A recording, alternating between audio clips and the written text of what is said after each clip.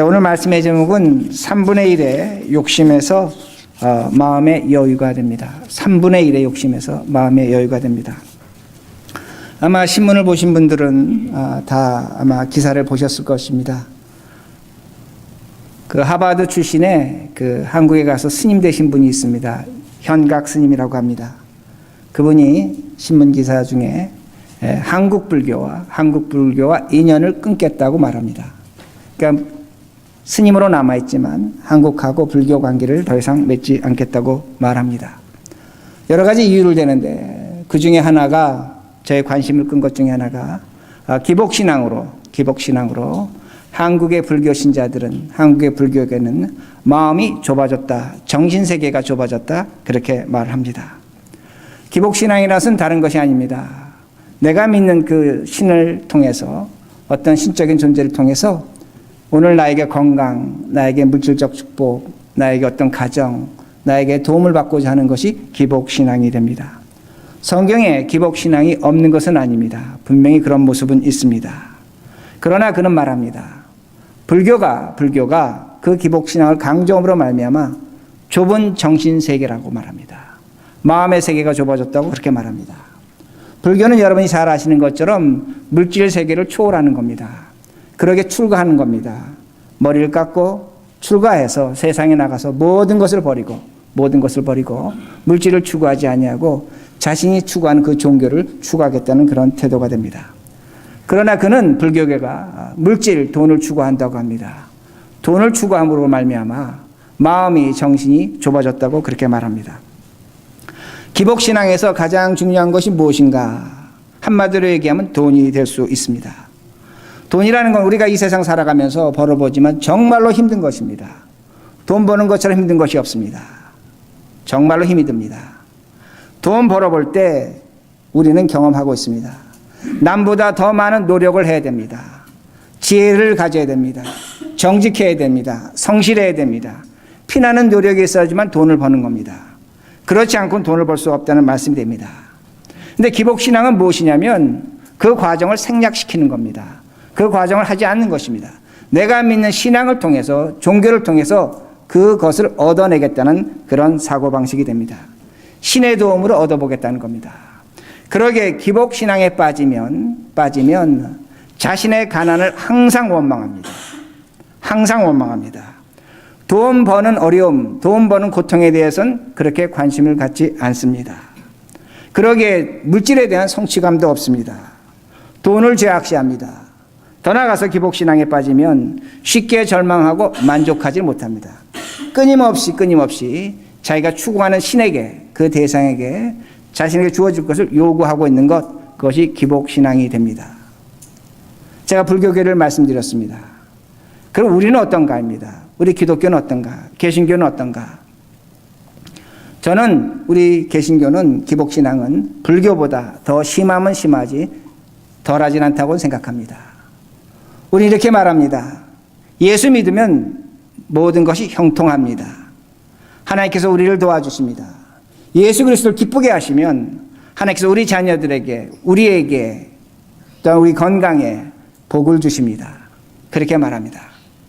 조건을 달았습니다. 하나님을 기쁘시게 하면입니다.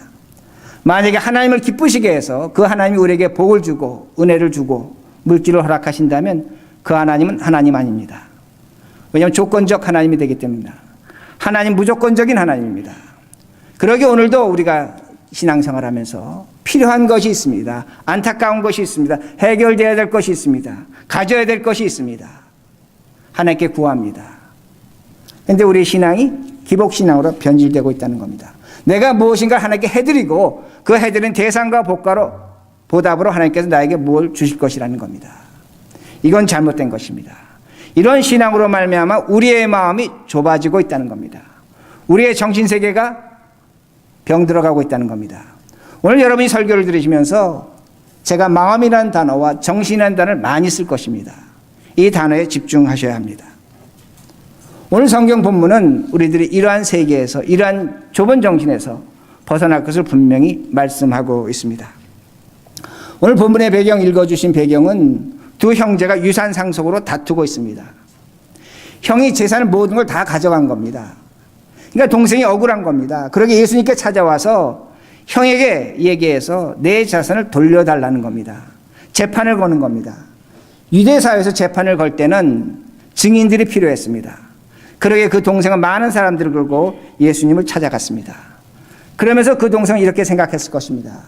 신명기 21장 17절에 보면, 율법에 보면 분명히 그 재산을 나누어서 가질 것을 명령하고 있습니다.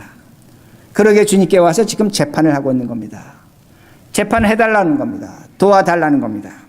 신명기 21장 17절에 보면 어떤 말씀이 있냐면, 자식이 둘이 있습니다. 아들이 둘이 있습니다. 부모가 재산을 상속합니다. 그러면 재산을 3등분합니다. 큰아들이 3분의 1을 갖습니다. 작은 아들이 3분의 1을 갖습니다. 근데 지금 큰형이 재산을 다 가져간 겁니다. 그러게 지금 동생에게 3분의 1이 돌아오지 않은 겁니다. 그러게 증인을 끌고 사람들을 끌고 예수에게 나와서 재판을 부탁하고 있습니다. 예수님은 율법을 가르치셨습니다. 그러게 율법에 따라 정당하게 재판을 하셔야 됩니다. 동생에게 3분의 1을 주고 너는 3분의 1을 가져야 된다고 그렇게 정당한 판단을 하셔야 된다는 겁니다. 근데 오늘 성경 말씀에 나타나는 것처럼 예수님은 판결을 하지 않습니다. 14절에 뭐라고 말씀하시냐면 동생에게 나는 너의 물건을 나눈 판결자가 아니라는 겁니다. 나는 그걸 나눠줄 수 없다는 겁니다. 예수님께서 그렇게 말씀하신 것입니다. 예수님 이상하십니다. 왜 이상하시냐면 율법이 요구한 대로 하나님의 말씀이 요구한 대로 나눠주라고 판결해야 됩니다. 그러게 증인들을 끌고 온 겁니다. 예수님은 동생의 권리를 성경이 보장한 대로 율법이 보장한 대로 그걸 보장시켜 줘야 됩니다. 나눠주라고 명령하셔야 된다는 겁니다. 근데 예수님은 그렇게 하지 않으셨습니다. 무엇 때문에 그렇게 하지 않으셨을까? 동생의 마음이 좁다는 겁니다. 정신세계가 좁다는 겁니다. 마음이 좁혀져 있다는 겁니다. 마음이 병들었다는 겁니다. 이걸 성경이 우리에게 가르쳐주고 있습니다. 그러게 말씀 15절 보시기 바랍니다. 15절 예수님께서 이렇게 말씀하십니다. 그들에게 이르시되 삼가 모든 담심을 물리치라. 사람의 생명이 그 소유에 넉넉한 데 있지 아니하니라 하시고, 그들에게 말씀하시는 겁니다. 예수님께서 지금 그 화법의 대상이 동생에서 그 자리에 있는 증인들, 재판장에 있는 사람들에게 말씀하시는 겁니다. 모든 탐심을 물리치라고 그렇게 말씀하고 있습니다. 증인들에게 말씀하시는 겁니다. 예수님께서 이렇게 말씀하시는 이유는 어떤 이유가 되냐면 동생이 지금 욕심을 부리고 있다는 겁니다. 너희들이 알고 있다는 겁니다.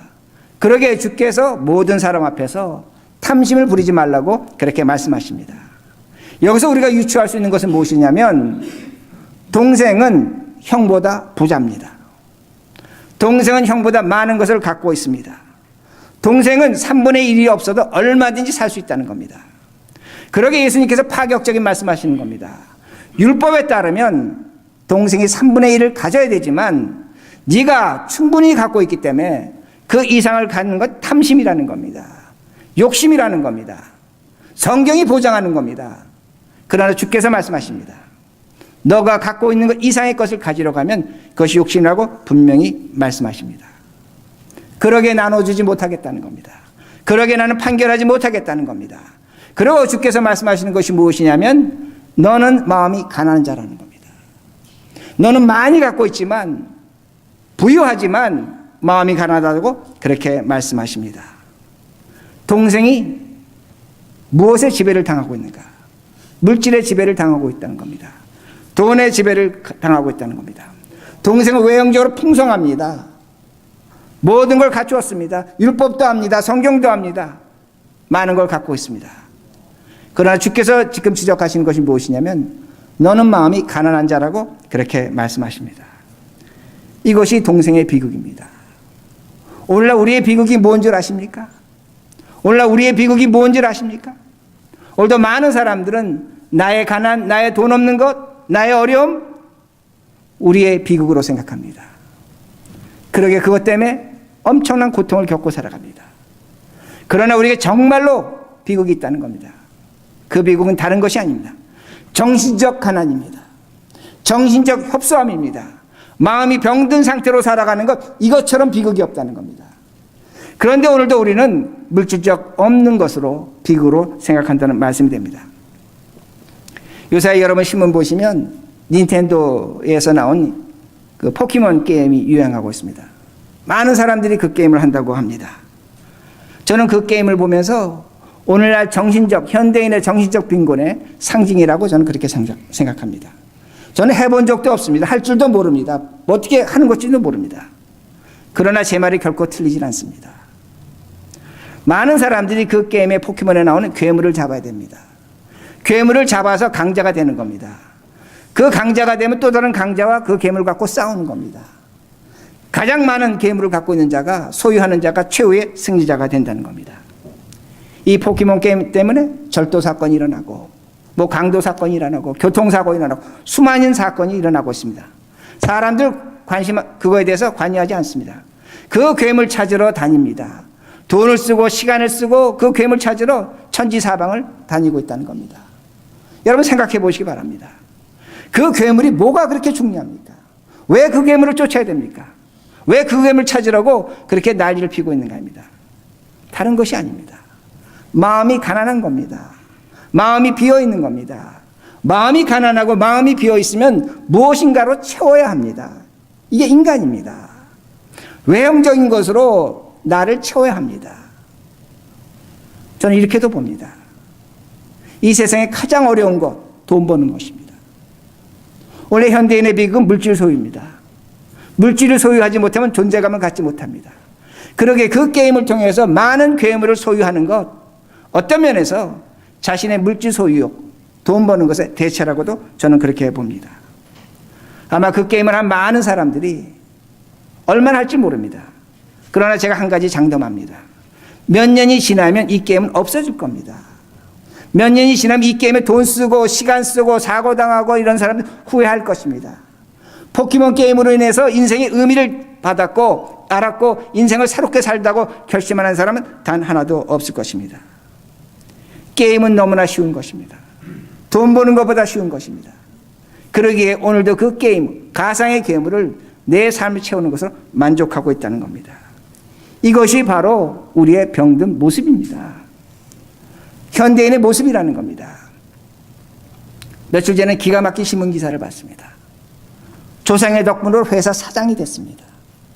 큰 부자입니다. 2년 동안 운전기사를 61명이나 갈아치웠습니다. 심지어는 자기 나이 많은 사람을 때렸습니다. 많은 돈을 갖고 있습니다. 세상의 명예도 갖고 있습니다. 그러나 그 사람의 마음은 병든 사람입니다.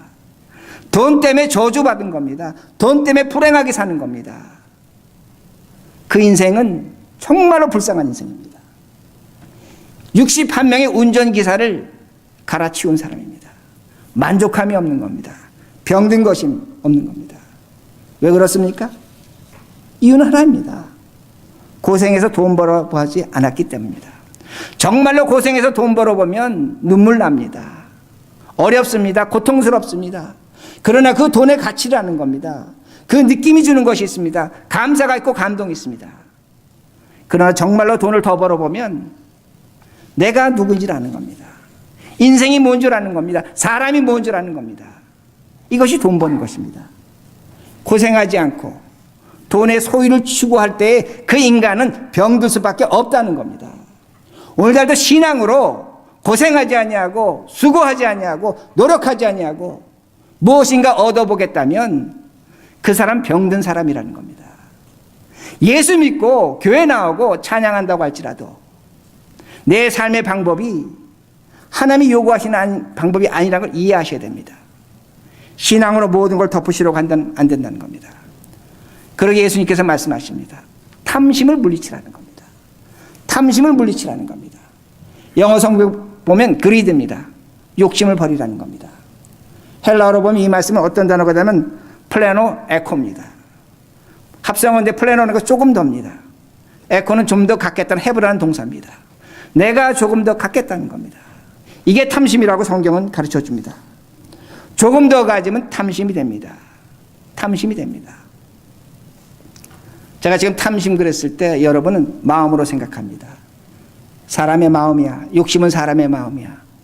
천만의 말씀입니다. 탐심은 여러분의 믿음입니다. 탐심은 여러분의 영혼입니다. 오늘도 내 마음은 내 영혼과 직결되어 있습니다. 잊지 마시기 바랍니다. 그러기에 제가 지금까지 뭘 설명드렸냐면 병든 마음은, 좁은 마음은 병든 믿음, 좁은 믿음입니다. 병든 영혼이 될 수 있다는 말씀입니다. 우리의 마음은 영혼과 직결되어 있습니다. 여러분이 누군가를 받아들일 수 있는 마음의 여유가 있다면 예수 그리스도를 받아들일 수 있습니다. 여러분이 누군가를 용서하는 마음이 있다면 예수 그리스도의 그 용서를 받을 수 있다는 말씀입니다.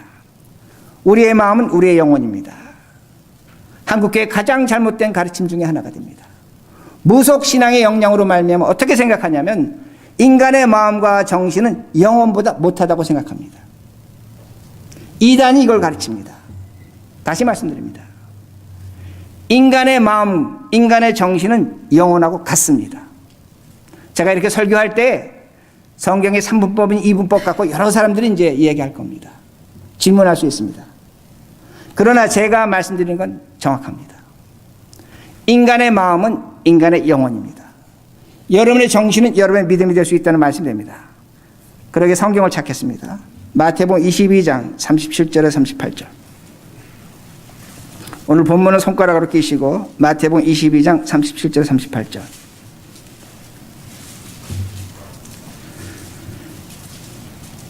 하나님이 우리에게 주시는 큰 계명, 첫째 계명이 무엇인가를 읽겠습니다. 마태복음 22장 37절 38절.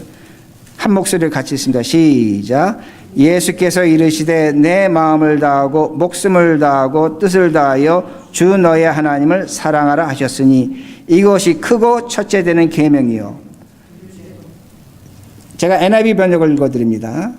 NIV 번역을 읽어드립니다. Jesus replied, love the Lord your God with all your heart and with all your soul and with all your mind. This is the first and greatest commandment. 자, 성경에서 순서를 정할 때가 있습니다. 순서를 정할 때 가장 중요한 것을 앞으로 보내는 것이 성경이 됩니다. 하나님께서 우리에게 준 첫 번째 계명이 있습니다. 그 계명의 순서가 첫 번째 all your heart, 너의 마음, with all your soul. 여기서 우리 성경은 목숨이라고 번역했지만 영혼으로 번역할 수 있습니다. 그리고 세 번째가 and with all your mind, your 마음, your 정신이라고 그렇게 번역할 수 있습니다. 오늘도 많은 사람들은 우리의 영혼이 마음이나 정신보다 고급하다고 생각합니다. 성경 우리에게 뭐라고 가르쳐 주냐면 우리의 영혼이 우리의 마음과 정신과 같거나 심지어는 우리의 정신이 우리의 마음이 고급하다고 그렇게 해석할 수 있다는 말씀이 됩니다. 성경 보면 영과 육과 혼을 나누는 부분이 있습니다. 분명히 있습니다. 그러나 우리는 개혁주의 신학을 선택했습니다. 성경적 근거는 개혁주의 신학입니다. 여러분 종교개혁가 중에 마틴 루터와 같이 유명한 사람 중에 멜랑케톤이라는 사람이 있습니다. 멜랑케톤이라는 사람이 단어를 하나 만들었는데 psychology라는 단어를 만들었습니다. 여러분 잘 아는 거죠? psychology입니다. 그런데 앞에 단어는 뭐냐면 헬라어의 푸시케라는 단어입니다. 영혼이라는 단어입니다. 영혼이라는 단어가 그 앞에 써져 있는 겁니다. 그리고 뒤에 그 로기아를 써서 로고스를 써서 psychology라는 단어를 썼습니다. 제가 헬라어로 직역한다면 어떻게 되겠습니까? 푸시케가 영혼이니까 뭐가 됩니까? 영혼학이 되는 겁니다. 영혼학이 되는 겁니다. 근데 사이칼로지 우리가 지금 뭐라고 얘기합니까? 정신학으로 얘기합니다. 우리 신앙의 선배들은 개혁교회 신앙의 선배들은 사이칼로지를 영혼과 정신을 동등하게 봤습니다. 구분하지 않았습니다. 같이 봤다는 겁니다. 그러기에 제가 지금 계속 말씀드리는 것이 뭐냐면 여러분의 마음이 여러분의 영혼입니다. 근데 이것이 어디 가서 문제가 되냐면 프로이드가 이 사이콜로지에서 영혼을 빼버립니다. 프로이드는 인간의 정신은 인간의 행동과 경험에 의해서 산출된다고 봤기 때문에 영혼을 빼버리는 겁니다. 그 사람이 이렇게 만든 겁니다. 그러나 사이콜로지라는 그 단어 자체는 우리의 정신과 우리의 영혼을 같이 함유하고 있다는 그 말씀입니다. 그러기에 여러분의 정신이 여러분의 영혼입니다. 여러분의 마음이 여러분의 믿음이란 그 말씀이 됩니다. 그러기에 욕심은 마음이 아닙니다. 여러분의 영혼이 병드는 겁니다. 그러기에 주께서 말씀하시는 겁니다. 탐심을 버리라. 그 말씀의 의미는 지금 네가 욕심을 갖고 있으면 네 마음이 좁아지고 네 마음이 병들고 그로 인해서 네 믿음이 상한다는 겁니다. 그러기에 부유한 마음은 건강한 영혼이 됩니다. 넓은 마음은 넓은 믿음이 될 수 있다는 겁니다. 잊지 마시라는 겁니다. 자, 그럼 제가 이렇게 설명드렸는데 여러분 중에 저한테 이렇게 질문하실 수 있습니다. 목사님은 사회생활 안 해보니까 그러시는데 돈이 얼마나 중요한 줄 아십니까? 당장 페이먼 내야 됩니다. 렌트비 내야 됩니다. 애들 학원 보내야 됩니다. 보험료 기다리고 있습니다. 그러면 우리가 탐심을 갖지 않을 수 있습니까? 저한테 그렇게 말씀하지 마시기 바랍니다. 저도 여러분처럼 고생했고 여러분처럼 일했고 여러분처럼 이민생활 살았습니다. 그러게 제가 말씀드리는 겁니다. 돈 필요하면 나가서 일하시면 됩니다. 여러분의 필요와 수요를 충족하시기 바랍니다. 여러분이 노력해서 수고해서 반드시 벌어야 합니다. 하늘에서 떨어지는 법은 없습니다. 그러나 잊지 마시라는 겁니다. 탐심은 갖지 마시기 바랍니다. 욕심은 부리지 마시기 바랍니다. 우리 돈 벌어봐서 압니다. 돈 벌어보면 벌다 보면 항상 부족합니다. 수요가 충족됐는데 또 다른 수요가 생기고 또 다른 요구가 생기는 겁니다.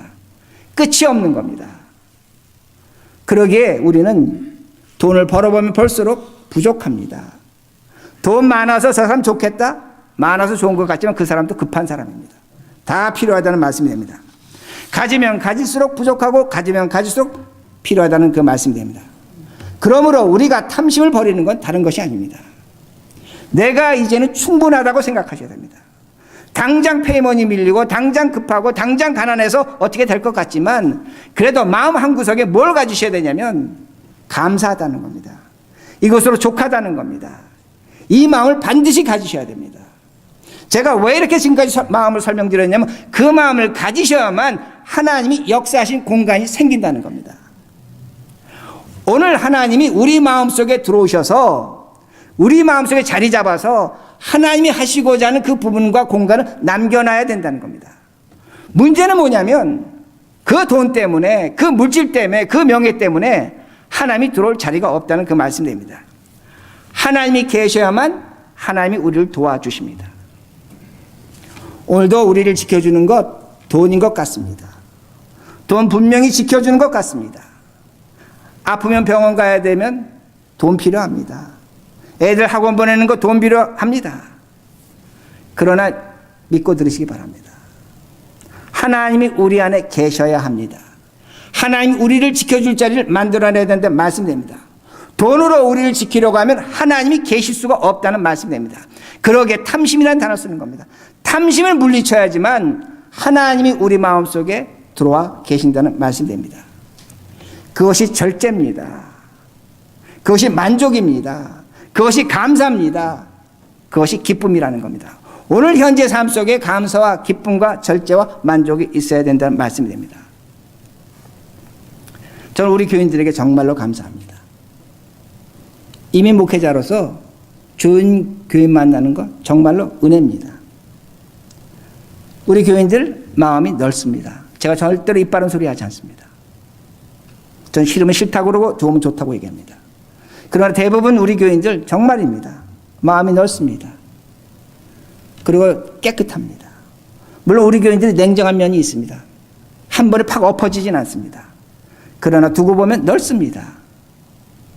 그러기에 하나님께서 우리 지난 11년 동안 많은 은혜와 복을 주셨다고 생각합니다. 교회도 넓은 구석이 있어야 되는 겁니다. 하나님이 계실 자리가 있어야 되는 겁니다. 여러분 가나 혼인잔치에 포도주가 빈통이 있었습니다. 빈통에 포도주가 있었기에 예수 그리스도가 그 빈통에 포도주를 채우신다는 말씀이 됩니다. 그러게 질문하셔야 됩니다. 오늘 내 마음속에 하나님이 계실 만한 자리가 있습니까? 오늘 여러분 마음속에 무엇이 지배하고 있습니까? 저는 이렇게까지 얘기하고 싶습니다. 반은 돈 지배하라고 내버려 두시기 바랍니다. 그러나 최소한 반 이하라고 할지라도 예수님이 하나님이 내 마음속에 거할 자리를 여러분 만들어 두고 계신가입니다. 그 마음을 가지셔야 된다는 겁니다. 하나님이 우리 마음속에 계셔야 된다는 말씀입니다. 근데 오늘 성경 본문에 그렇지 않은 자가 나옵니다. 예수님께 부자의 예를 드십니다. 부자가 큰 소출을 얻었다. 그리고 자신이 갖고 있는 창고를 허물고 새 창고를 짓고 그 추수한 걸 쌓아두면서 물건을 쌓아두면서 이제 먹고 살만하다. 이제는 나를 지켜줄 것이다. 뭘 얘기합니까? 그 부자는 정말로 가난한 사람입니다. 정말로 가난한 사람입니다. 왜? 예수님이 계실 곳이 없기 때문인 겁니다. 그러기에 주께서 바보라고 그렇게 말씀하십니다. 어리석은 자라고 말씀합니다. 제가 그렇게 이렇게 말씀드렸습니다. 돈이 지배하는 자는, 돈이 오늘도 내 마음을 지배하는 자는 어리석은 사람입니다. 바보입니다. 자, 이렇게 논증을 합니다. 철학적 논증이지만 들어주시면 유익할 겁니다. 사람은 생각합니다. 내 계획대로 되지 않을 때 사람은 실망합니다. 그러나 사람은 생각하기에 계획대로 되지 아니한다고 할지라도 희망을 가질 수 있습니다. 그렇죠? 사람이 갖고 있는 복 중의 복이 생각입니다. 오늘 누군가 나를 좋아합니다. 그렇지만 내가 생각합니다. 저 좋아하는 것을 내가 절제할 수 있습니다. 오늘 누군가 나를 미워합니다. 그러나 나는 생각하기에 그 미움을 받아들여서 내가 새로운 태도로 살아갈 수 있습니다. 이것이 생각하는 사람의 특권입니다. 우리의 복입니다. 자, 그런데 돈은 생각을 하지 합니까? 못합니까? 이건 대답하셔야 됩니다. 돈은 생각하지 못합니다. 여러분 앉아있는 의자 있습니다. 의자가 생각합니까? 못합니까? 못합니다. 여기 마이크 생각하지 못합니다. 그런데 오늘도 세상 사람은 뭐라고 얘기하냐면 돈이 세상을 지배한다고 말합니다. 돈이 우리를 지배한다고 말합니다. 돈이 오늘도 나를 지배하는 것 같습니다. 그러면 생각하지 못하는 돈이 나를 지배하는 겁니다. 생각하는 사람을 지배하는 겁니다. 자, 한 단계 더 나갑니다. 근데 개나 고양이 생각합니까? 못합니까? 생각하죠. 개나 고양이는 본능적 생각만 합니다. 그런데 우리가 개나 고양이보다 못한 사람을 뭐라고 얘기합니까? 짐승마도 못한다고 합니다. 그렇게 얘기합니다. 생각하는 생각을 갖고 있는데 그 짐승이 생각하지만 사람이 그것보다 생각하지 못하면 짐승마도 못한 인간이라고 그렇게 말합니다. 자, 제가 말씀드리는 것이 이겁니다. 생각하지 못하는 돈에 의해서 사람이 지배를 받는다면, 생각하는 사람이 지배받는다면 그 사람은 뭡니까? 여러분이 앉아있는 의자만도 못한 겁니다. 제가 쓰고 있는 이 마이크만도 못한 겁니다. 웃으시면 안 됩니다. 웃으시면 안 됩니다. 이거 심각한 겁니다. 오늘도 여러분이 돈의 지배를 받고 있다면 이 마이크만도 못한 겁니다. 여러분이 깔고 앉아있는 의자만도 못한 겁니다. 내가 키우는 개나 짐승과도 못한 겁니다. 이게 우리의 모습입니다. 돈 중요합니다. 그러나 그 돈은 우리를 살려내지 못합니다. 그러기에 오늘 주님께서 15절에 이렇게 말씀합니다. 사람의 생명이 그 소유에 넉넉한 데 있지 아니하다. 사람의 생명이 그 소유에 넉넉한 데 있지 아니하다. 그러기에 제가 다시 말씀드립니다. 돈 많은 사장입니다. 그 돈으로 60명을 갈아치웠습니다. 인간 아닙니다.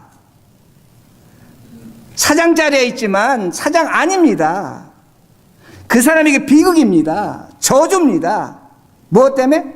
돈 때문에. 돈의 힘을 믿고 사람을 가르치운 겁니다. 인간이기를 포기하는 겁니다. 왜 여러분이 이 이야기를 남의 이야기로 들으십니까? 왜 우리 자신의 이야기로 듣지 않는가입니다. 하나님 우리에게 은혜를 주셨습니다. 생각하며 사는 겁니다. 생각 조금만 하시면 압니다. 생각하기에 자유가 있는 것이고 위로가 있는 것이고 기쁨이 있는 것이고 희망이 있는 것이고 용기가 있는 것이고 자유가 있는 겁니다. 왜 이걸 포기하고 사십니까? 왜 하나님이 주신 이 생각을 포기하고 사십니까? 그 돈이 그렇게 중요합니까? 그 돈의 노예가 될 때 우리는 이걸 모든 걸 포기하고 살아간다는 그 말씀입니다. 그러기에 말씀을 마칩니다. 돈 나보다 중요하지 않습니다. 돈 사람보다 중요하지 않습니다. 그러기 이 세상에 가장 불행한 사람은 억만금이 있다고 할지라도 돈의 지배를 받는 사람입니다. 그 돈은 저주요. 그는 죽음으로 향할 겁니다. 그러나 이 세상에 가장 행복한 사람이 있다면 내 주머니에 단돈 한 푼이 없다고 할지라도, 미래가 불안하다고 할지라도, 염려가 된다고 할지라도 그 돈에 지배를 받지 않는 겁니다. 내 마음속에 하나님의 나라를 두는 겁니다. 내 마음속에 예수 그리스도의 자리와 공간을 만들어 두는 겁니다. 그래야만 하나님께서 우리에게 은혜를 주십니다. 그래야 복을 주십니다. 31절 같이 읽습니다. 시작. 31절 시작. 다만 너희는 그의 나라를 구하라. 그리하면 이런 것들을 너희에게 더하시리라. 아멘. 여러분의 마음속에 하나님의 나라를 두시는 겁니다. 여러분 마음 한구석에 하나님이 거하실 공간과 시간과 장소를 두시는 겁니다. 저는 여러분에게 이렇게 설명하고 싶습니다. 여러분의 마음을 펼치시기 바랍니다. 여러분 앞에 두시기 바랍니다. 여러분의 마음을 보시기 바랍니다.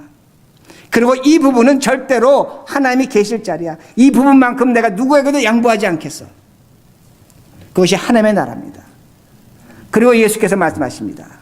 너가 나를 초대하면 나는 너가 필요한 것을 주겠다고 말씀하십니다. 이게 하나님이 되십니다. 그러기에 우리 마음속에, 우리 생각 속에 하나님의 나라를 세우셔야 합니다. 그리고 수고하시기 바랍니다. 땀 흘리시기 바랍니다. 돈 버시기 바랍니다. 돈 벌어볼 때 희망도 있고 긍지도 있고 자랑도 있습니다. 돈 제대로 보면 인생이 무엇인지도 압니다. 하나님께 감사할 수 있습니다. 이 복과 이 영광을 누리시는 우리 모두가 되길 바랍니다.